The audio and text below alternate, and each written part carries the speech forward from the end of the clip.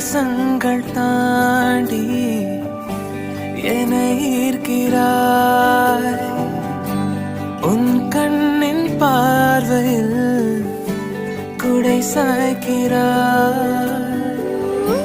விரல் தீண்டும் போது பெண்ணே உயிர் காக்கிறாய். பார்க்கும் தேவ விழியாலே பேசும் ஆசை மொழியே வா என் கூட துணையே காதலே. போகும் தூரம் வரையும் நான் உந்தன் காட்சிதானே.